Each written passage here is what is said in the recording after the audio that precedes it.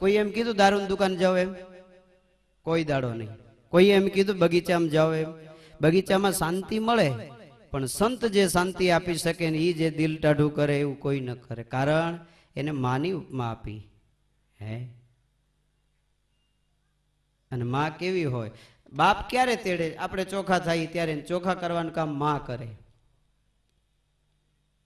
ચોખા કરવાનું કામ માં કરે. ટીનિયો નાનો હોય, કપડા બગાડે, માં બહાર ગઈ હોય તો જ્યાં સુધી એની માં સાફ ન કરે ત્યાં સુધી એનો બાપ પણ તેડતો નથી.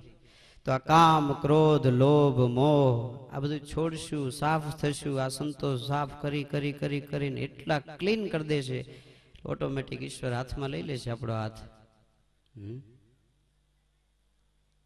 ઓટોમેટિક ભગવાન હાથ લઈ લે, જાલી લેશે આપણો. પણ એના માટે કામ, ક્રોધ, લોભ, મોહ છોડવા માટે આ કામ કોને કહેવાય, લોભ કોને કહેવાય, આ મોહ કોને કહેવાય એ સમજવા માટે પહેલા તો સંતો પાસે જવું પડે. નહીં તો સમજાય નહીં.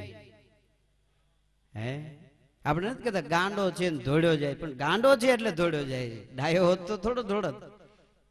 અજ્ઞાન છીએ એટલે ક્યાંક અટવાઈ જઈએ છે. એના માટે જ્ઞાની થવા માટે સંતો પાસે જવું છે. હે અને ભારત, આ ભારતની ધરા, એના માટે એક બહુ સરસ કવિતા છે કે શબ્દ એક શોધો, કે શબ્દ એક શોધો તો આખી સંહિતા નીકળે, અને કૂવો એક ખોદો તો આખી સરિતા નીકળે. શબ્દ એક શોધો તો આખી સંહિતા નીકળે, અને કૂવો એક ખોદો તો આખી સરિતા નીકળે. અને હજી ક્યાંક ધબકે છે લક્ષ્મણ રેખાઓ. આ ભારતની સંસ્કૃતિથી બધા બીએ છે. પૈસા કદાચ ઓછા હશે પણ તમારી પાસે સંસ્કાર ભરપૂર હશે ને તો આખી સોસાયટીને તમારું માન રાખવું પડશે. હે કે હજી ક્યાંક ધબકે છે લક્ષ્મણ રેખાઓ, જ્યાંથી રાવણો પણ હજી બીતા બીતા નીકળે. અને બહુ સરસ એક વાત કરી કે વિચાર કરો, આપણે બાવળનું બી નાખીએ ને, બાવળ જ થવો જોઈએ.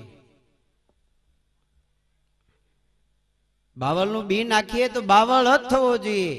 કેરીનું ગોઠલું જમીનમાં નાખીએ તો એમાંથી કેરી જ બહાર આવવી જોઈએ. પણ આ ધરતી કંઈક જુદું કહે છે. શું કહે છે? કે જુદી તાસીર છે આ ભારતની ધરાની, કે જુદી તાસીર છે આ ભારતની ધરાની, કે મહાભારત વાવો ત્યાંથી ગીતા નીકળે. હે આ ગીતાજીનું ઉત્પન્ન કરી શકે મહાભારતમાંથી એવી આ ધરા છે. તો મારા તમારા માટે નવીન નથી કે ગુણાતાન સ્વામીની મદદ થકી આ સૌરાષ્ટ્ર ભૂમિ, આ ગીર હરિયાળો પ્રદેશ, એની ઉપર ગુણાતાન સ્વામી 40 વર્ષ સુધી મારા અને તમારા જેવા પુષ્પોને સ્વામીએ રક્ષણ આપ્યું. સ્વામીએ બધી રીતે આપણને સત્સંગ પૂરો પાડ્યો. તો એક ડગલું મેં આગળ ભાળ્યા, જનનીથી જગ સંત, માત સુવડાવે અને સંત જગાડે. સંત તો જગાડી દે. એ જ ભગવાનની રચના છે.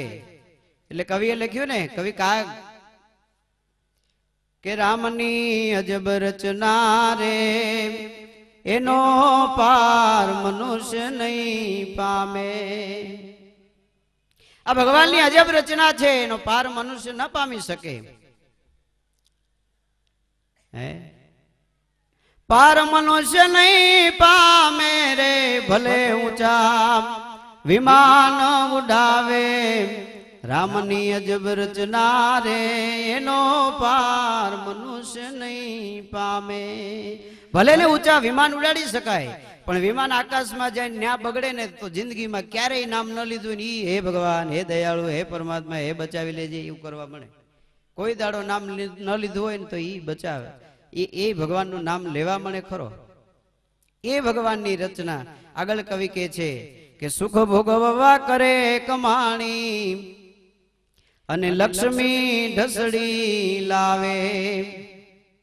પણ ભોગવવાનું ટાણું આવે ત્યાં જુઓ જમના તેડા આવે.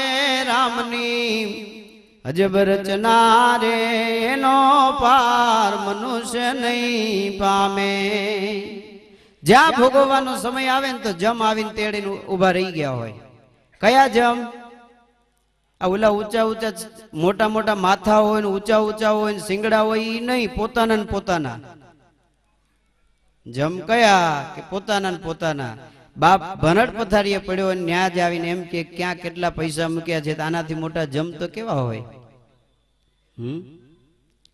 અને લોભી હોય ને એના છોકરા લોભી. એક બાપા બહુ લોભી હતા. લોભી એટલે લોભી નો કટકો બિચારો છૂટે નહીં, જીવ જાય પણ પૈસો ન છૂટે. એવો લોભી ને એમાં એનો જીવ ઊંડો ઉતરી ગયો. જીવ ઊંડો ઉતરી ગયો ને એટલે છોકરાઓ ચારે બાજુમાં આવીને ઉભા રહી ગયા. છોકરો કે બાપા ગુજરી ગયા કે બાપા ગુજરી ગયા કે એમ? તો કે વાહડા લાવવા પડશે ને. તો ત્રીજો હતો ને કે હલકા લાવજે. ને ક્યાં રેવા દીધું બાપામ કઈ. તો એલો ચોથો હતો ને કે કપડું ઓઢાડવા જો હે ને.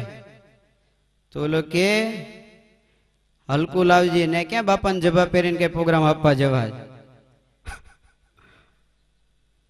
આ ચર્ચા છોકરાઓની ઓલો બાપો સાંભળી ગયો ને અંદરથી જીવ બહાર નીકળ્યો. તો છોકરાઓને કે છોકરાઓ એ કે હાલો ને થોડોક હાથ આપો ને, કે હજી થોડો થોડો જીવ છે તો હાલીને વ્યા જઈએ. કઈ ખર્ચો તો નહીં?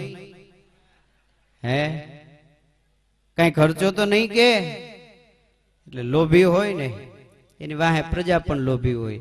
એટલે કવિ કે છે કે સુખ ભોગવવા કરે કમાણી અને લક્ષ્મી ઢસડી લાવે, પણ ભોગવવાનું ટાણું આવે ત્યાં જો જમના તેડા આવે. રામની અજબ રચના રે એનો પાર મનુષ્ય નહીં પામે. કવિ હજી આગળ વધે છે કે જોશીડો સૌના જોશ જુએ ને ધનના યોગ બતાવે. આ જ્યોતિષી હોય ને ધનનો યોગ બતાડે કે તમને ₹1,00,000 લાગવાની છે, તમને 50 લાગવાની છે. આપણે અહીં જુનાગઢ બેસે છે ઓલા પોપટના પિંજરા લઈને, તમને ખબર હશે. એક જણો સવારથી લઈને બપોર સુધી બેઠો, કોઈ નહીં આવ્યું. પછી વિચાર કર્યો લાવ મારું મારું જોઉં. પોપટને કીધું, ચિઠ્ઠી કાઢી. ચિઠ્ઠી કાઢીને વાંચીને તો પરસેવો પરસેવો થઈ ગયો. લુહવા મળ્યો આમાં આમાં. વાંચીને એમાં હતું કાળા ધંધા મૂકી દે ને ક્યાંક સારે ધંધે લાગી જાય. આવા કાળા ધંધા મૂકી દે ને ક્યાંક સારે ધંધે લાગી જાય. પોપટ લઈને વેચવા નીકળ્યો. લ્યો કોઈ પોપટ, લ્યો કોઈ પોપટ. એમાં એક જણો મળ્યો કે હું ભાવ રાખ્યો પોપટ નો? કે બાપા ₹100 છે. અરે કે ભલા માણસ ₹100 હોય કઈ પોપટ ના? અરે કે છે કે. અરે કે ભલા માણસ ₹100 ના હોય તો કે જો આ એક પગે પીળી દોરી ને એક પગે લાલ દોરી બાંધી જોઈ. તો કે હા એ શું છે? તો કે લાલ દોરી ખેંચો ને તો રાધેશ્યામ બોલે ને પીળી દોરી ખેંચો ને તો સીતારામ બોલે. તો ઓલો ખરીદનાર હતો ને ઈ કે બે સાથે ખેંચીએ તો ઓલો પોપટ બોલ્યો કે તો તારો બાપ પડે.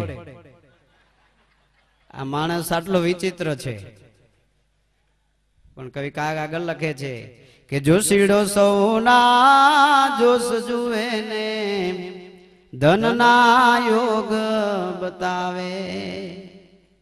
બીજાને લક્ષ્મી પતિ બનાવે પણ એના હાથમાં એ કઈ દોકડો ન આવે. રામની અજબ રચના રે એનો પાર મનુષ્ય નહીં પામે.